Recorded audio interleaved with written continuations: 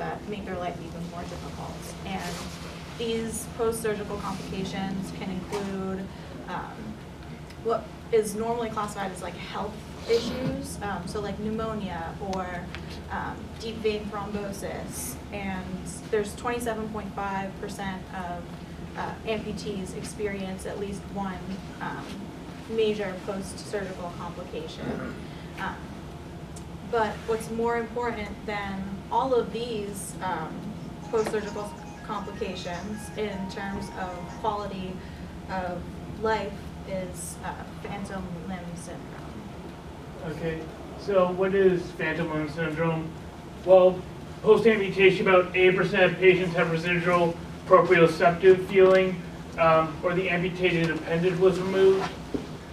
So about 1/2 to 2/3 of patients feel pain immediately, according to one of the clinicians we interviewed.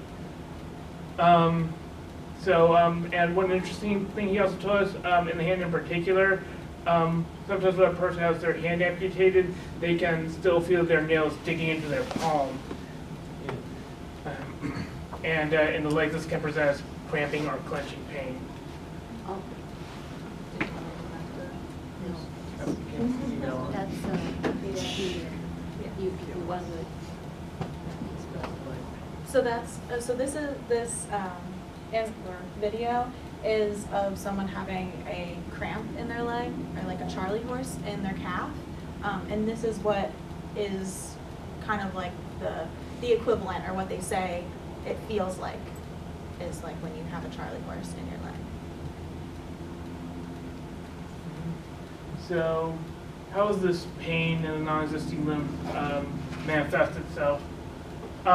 Well, there's no definite cause of phantom limb pain, but there are some hypotheses, such as it's caused by mixed signals from the brain spinal cord or peripheral neurons. Here I have a picture here on the let's see here, right is the central nervous system, and here on the left it's more of the this was supposed to show more of the peripheral nervous system.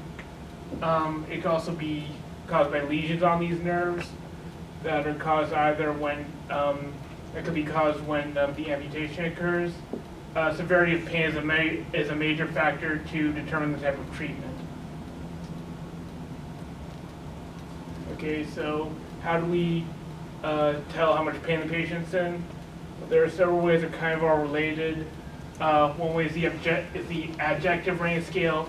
So it's a combination of having the patient pick a number from 1 to 6, 1 being no pain, 6 being the most pain, and there are descriptors along with that, as you can see. There's also the visual analog scale, where the patient will actually take a marker and mark on the scale of 0 to 10 what their relative pain is. There's also the 5-point global scale. This is probably the least precise scale up here because there are only 5 options. So 0 is none, 1 is a little, 2 is some, 3 is a lot, 4 is worst possible. So it's but one thing these all have in common is they're based on sort of the patient's personal experience of what they think is worst possible pain versus no pain.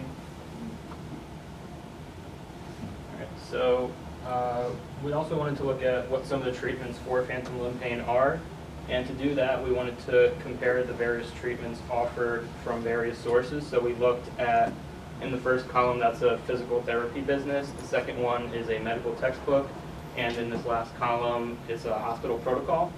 So a couple of things of interest here. First, you can see that they all offer various treatments. Some of them offer what we consider traditional treatments. Some of them offer more non-standard treatments like cryotherapy or acupuncture. But one of the most interesting things about this table is if we go back to what we talked about in week 1 or 2 about the normal body, about who decides what the best treatment for a patient is, oftentimes it's not necessarily what is the best treatment, it's what's available, what insurance is willing to pay for, all of that stuff. So, for example, in the physical therapy column, they only offer physical therapy because they're not prepared to offer drugs or surgery. So It just shows the variance in the current treatments.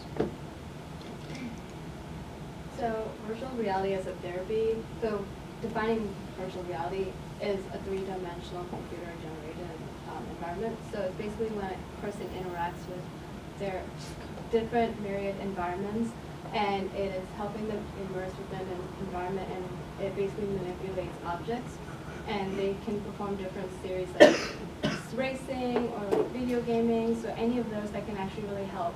And it also helps with keeping them entertained and motivated, so it's a huge distraction from like pain, as in for phantom limb. And it's been known as a better therapy than the original, which is mirror therapy, which was actually invented by Ramachandran. And despite like all the advantages and everything, each patient has its own different way of getting the physical therapy and the virtual reality because of everyone's circumstances. So like depending on where their amputation was and any of that circumstance is all different. And why is VR a better option? So we interviewed a researcher named Martin Diaz, and he said that there is no treatment which is above the. Where is he based? Huh? He's from Germany. Yeah, from Germany. So you email. Yeah, exactly. And he said that there is no treatment which is above 50%, so everything is trial and error. And he did a study.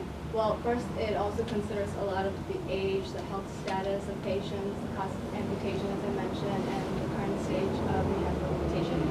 And with like all the other therapies that Alex was mentioning, with like massage, TENS, cold compression, drugs, why VR is a little bit better is another researcher, Ortiz Catalan, his colleagues basically developed a therapy that involved augmented reality and tested a man. And what they found out is they used electrodes to figure out muscle signals from the stump of wherever the amputee's part was amputated. And they used the software to convert all those signals to have a virtual arm. So like depending, so in this case a virtual arm. And what they found out is that the patient was actually not having a huge pain-free periods of time, realizing that they haven't been feeling pain after doing that. And also, they actually started having more control in that arm. And they realized that it was starting to help them a lot more, and as they kept doing it, it was a lot easier for them. So they gained more control.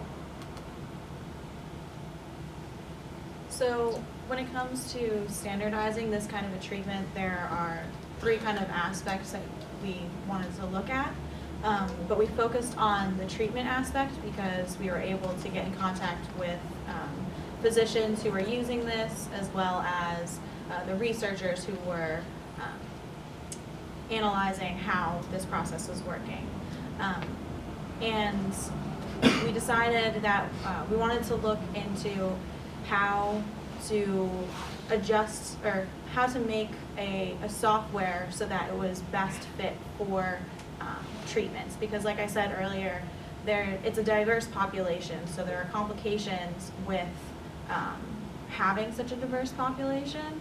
And so we wanted to focus on how could we reach the most people with our treatment.